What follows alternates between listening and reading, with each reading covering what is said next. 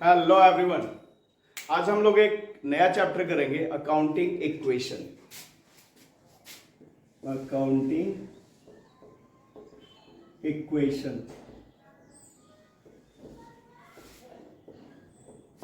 जिसे हिंदी में लेखांकन समीकरण कहते हैं। तो सबसे पहले समझते अकाउंटिंग इक्वेशन क्या है। अकाउंटिंग इक्वेशन एक मैथमेटिकल इक्वेशन है जो ये बताता है कि हर परिस्थिति में, हर एक ट्रांजैक्शन के बाद कैपिटल और लायबिलिटी का जो टोटल होगा उतना ही एसेट का टोटल होगा। मतलब जितना एसेट होगा उतने के बराबर ही कैपिटल और लायबिलिटी होगा। क्या बताया? एसेट जितना होगा उतना ही कैपिटल और लायबिलिटी होगा। कभी ऐसा नहीं होगा कि ये दोनों अनइक्वल है, ये ज्यादा है ये कम है, या ये कम है ये ज्यादा, ऐसा नहीं होगा। हमेशा ये एक बराबर ही रहेगा। तो पहले हम लोग कुछ एसेट के एग्जांपल देख लेते हैं और कुछ लायबिलिटीज क्या क्या हो सकते हैं वो देख लेते हैं। तो एसेट में क्या सारा रहता है आमतौर पे? तो एसेट में asset cash, bank balance, trade receivable, यानी जो पैसा बिजनेस को लेना है, वसूलना है। ट्रेड रिसीवेबल में क्या हो सकता है? डेटर्स हो सकता है, बिल्स रिसीवेबल हो सकता है, रिसीवेबल। तो क्या बताया? Cash, bank balance, trade receivable, stock यानी जो गुड्स अपने पास बचा हुआ है ना, वो स्टॉक या गुड्स। इन्वेंट्री, गुड्स मतलब हो गया माल। इसका जो बचा हुआ है, जो बचा हुआ अपने पास है, जो अभी नहीं बिका है, उसे ही स्टॉक कहते हैं ना। तो स्टॉक क्या हो गया? Cash, bank balance, trade receivable, stock. उसके बाद में स्टॉक में क्या, ट्रेड रिसीवेबल में क्या हो गया? डेटर्स हो गया, बिल रिसीवेबल हो गया। फिर land and building, plant and machinery,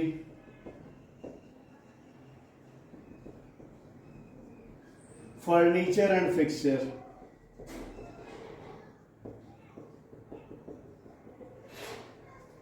ठीक है। और प्रीपेड एक्सपेंसेस,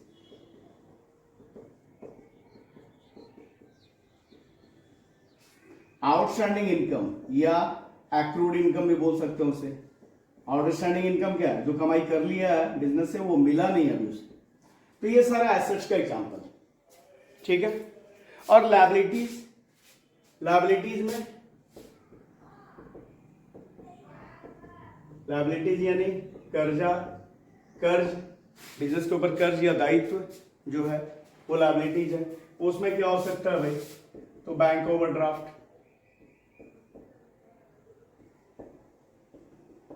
ट्रेड पेएबल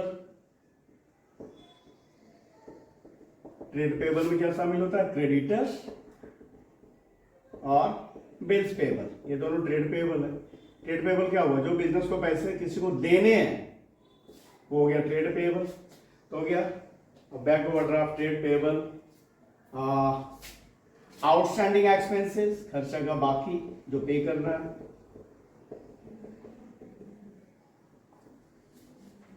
उसका income received in advance, income हुआ नहीं है, पैसा एडवांस में ले लिया, ये भी एक लायबिलिटी है।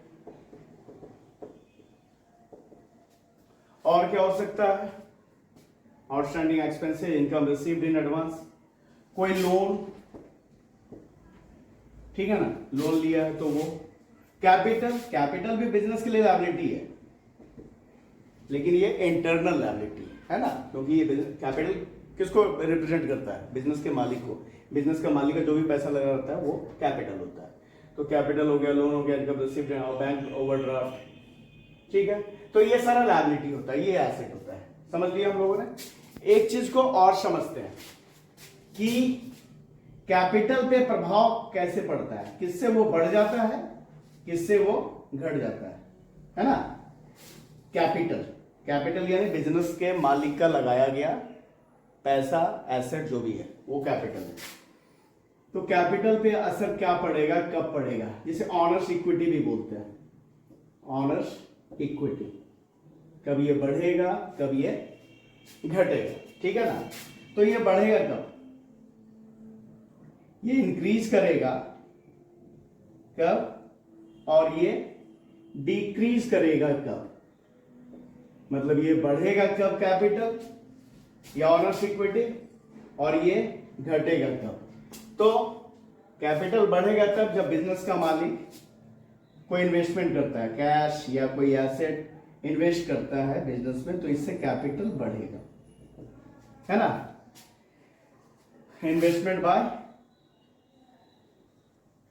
ऑनर, मालिक, एक इससे बढ़ेगा और दूसरा ये बढ़ेगा किससे? तो बिजनेस में इनकम हो, प्रॉफिट हो, तो इससे ये बढ़ेगा, ठीक है। तो ये दो चीज से कैपिटल बढ़ेगा, ठीक है। और हाँ, एक चीज और होगा, ठीक है। तो ये हो गया। अच्छा, घटेगा किससे? हाँ, एक चीज और डाल लेते हैं। तीसरा एक और भी चीज हो सकता है क्या? अगर बिजनेस के मालिक में ना जो कैपिटल लगा उस पर इंटरेस्ट कैलकुलेट करता है, तो अगर इंटरेस्ट ऑन कैपिटल है तो उससे भी कैपिटल क्या होगा? बढ़ेगा, ठीक है। तो ये तीन चीज से कैपिटल बढ़ेगा, मतलब ऑनर्स इक्विटी बढ़ेगा। इन्वेस्टमेंट बाय ऑनर, बिजनेस के ऑनर में, बिजनेस के मालिक ने अगर कुछ पैसा लगाया या कोई एसेट लगा दिया बिजनेस में, किसी भी तरह का इन्वेस्टमेंट किया, उससे कैपिटल बढ़ जाएगा। और बिजनेस ने इनकम किया, कुछ बिजनेस में प्रॉफिट हुआ, उससे भी कैपिटल बढ़ेगा। और अगर इंटरेस्ट ऑन कैपिटल है तो उससे भी कैपिटल बढ़ेगा। अच्छा, घटेगा किससे? तो यहां पे लिखते हैं डिक्रीज ना, गलत जगह लिख दिया। डिक्रीज कब होगा? घटेगा कब? तो घटेगा भाई अगर बिजनेस के ऑनर ने ड्रॉइंग्स कर लिया है। ड्रॉइंग्स क्या होता है इसे समझते हैं, क्योंकि लास्ट वीडियो जो अकाउंटिंग टर्म्स का था उसमें ड्रॉइंग्स के बारे में शायद मैंने नहीं बताया। तो ड्रॉइंग्स क्या होता है? बिजनेस का मालिक बिजनेस से अपने पर्सनल यूज में कुछ भी लेता है, चाहे पैसा ले या गुड्स ले या कोई एसेट ले बिजनेस से, तो वो क्या है? ड्रॉइंग्स है। इससे क्या होगा? बिजनेस के ऑनर का कैपिटल मतलब ऑनर्स इक्विटी घटेगा, क्योंकि पर्सनल यूज के लिए निकाल लिया तो वो बिजनेस से तो निकल गया, ठीक है। तो इससे कैपिटल में कमी आएगी। तो क्या बता रहा? ड्रॉइंग से डिक्रीज करेगा कैपिटल, एक नंबर। दूसरा, कोई खर्च हो बिजनेस का, ठीक है, एक्सपेंस, और कोई लॉस हो, बिजनेस में लॉस हुआ तो उससे भी कैपिटल घटेगा, ठीक है। और इंटरेस्ट ऑन ड्रॉइंग्स,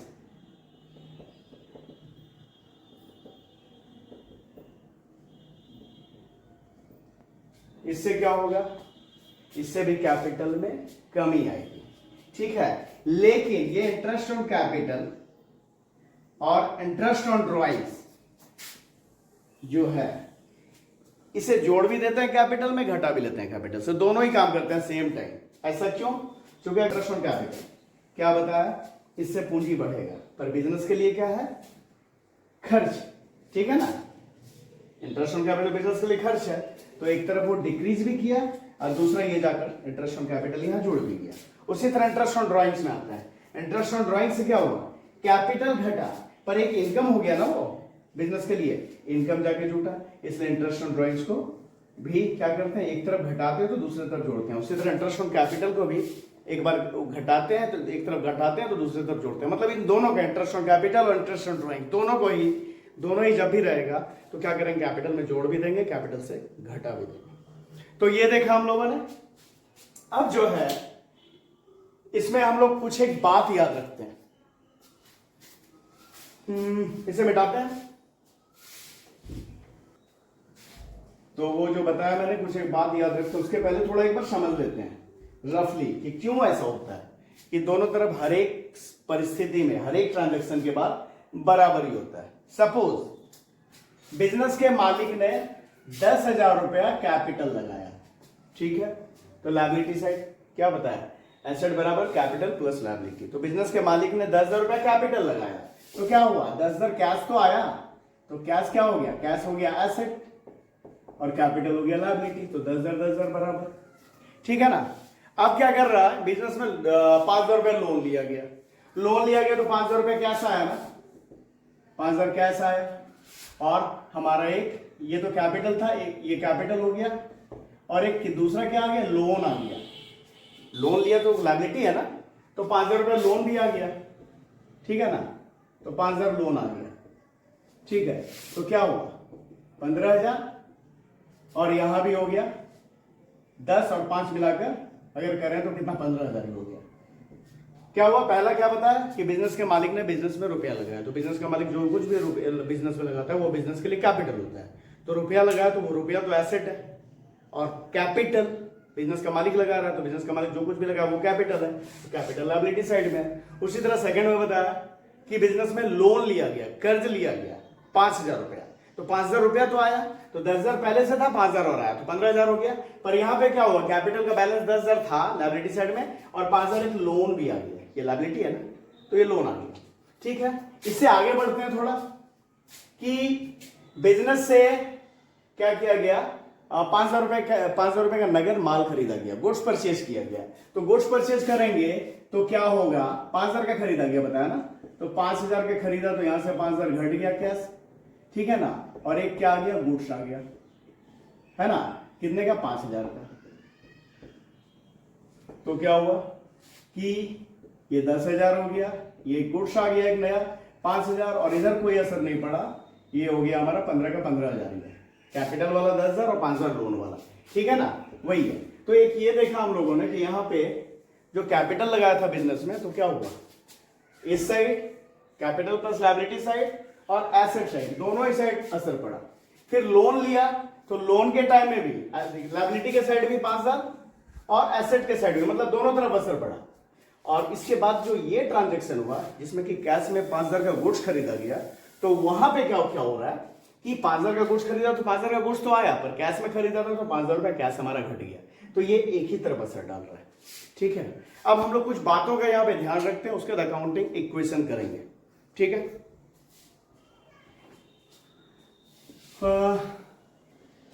तो क्या सारा बात है जिसका ध्यान रखना है अकाउंटिंग इक्वेशन करते समय। तो पहला बात, एवरी ट्रांजेक्शन, मतलब हर जो भी बिजनेस में ट्रांजेक्शन होगा, लेन देन होगा, ठीक है, एवरी ट्रांजेक्शन, पहले लिख लेते हैं फिर समझाते हैं आपको। इफेक्ट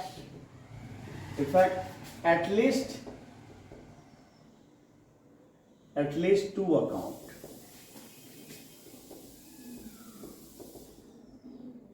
पहला बात ये। दूसरा, some transactions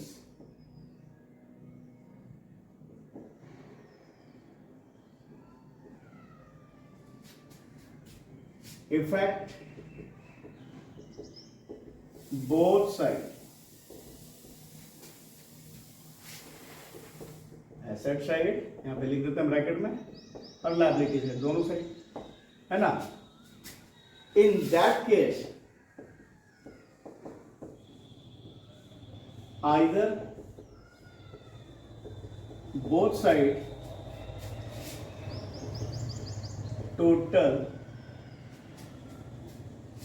will increase or decrease, ठीक है। तीसरा, some transactions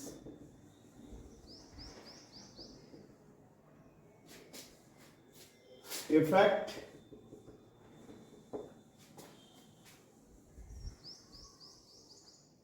either of the side, या ऐसे ले लेते हैं, effect only one side, either asset or liability. In that case,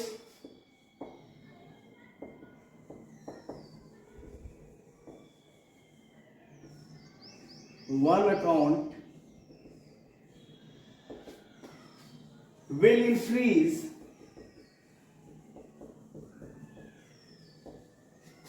and another account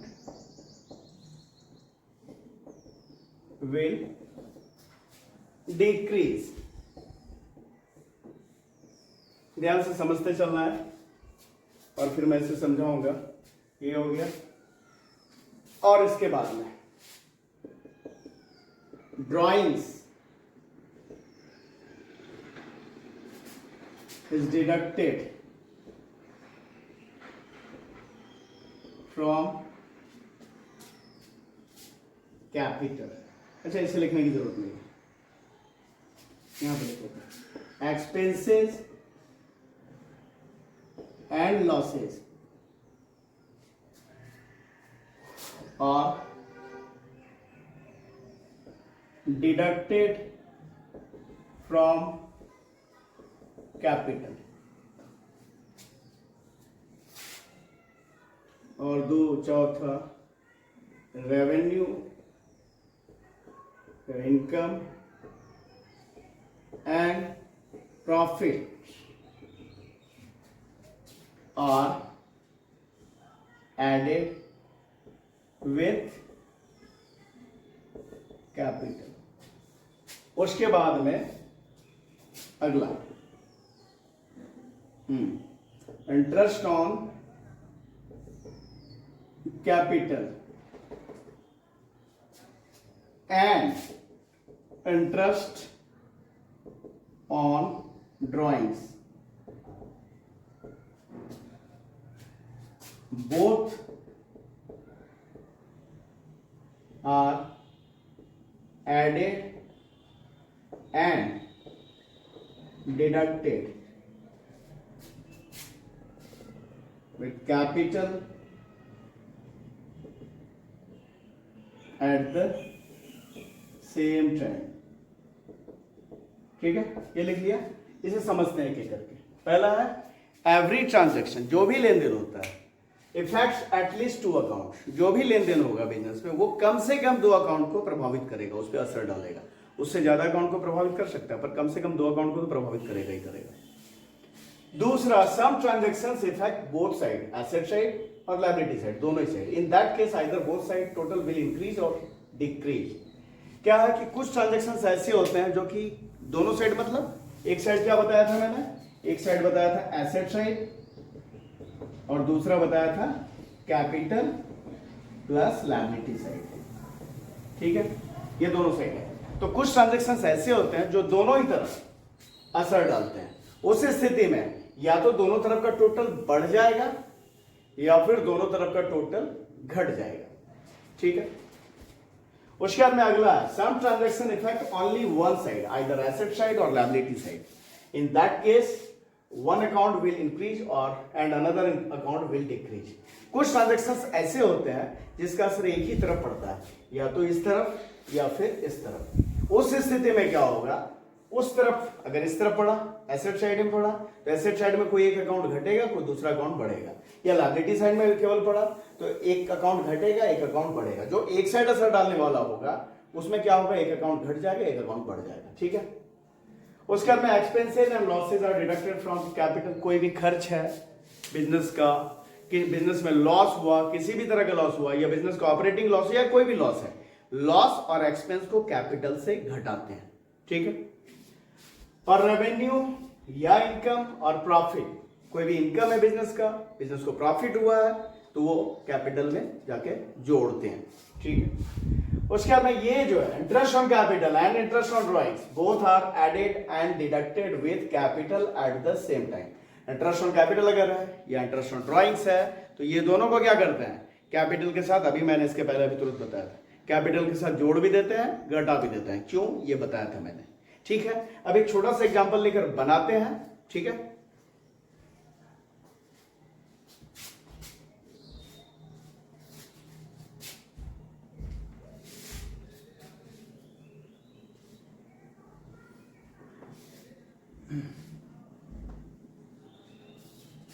तो सपोज पहला है ट्रांजैक्शन सवाल में, कैश इंट्रोड्यूस्ड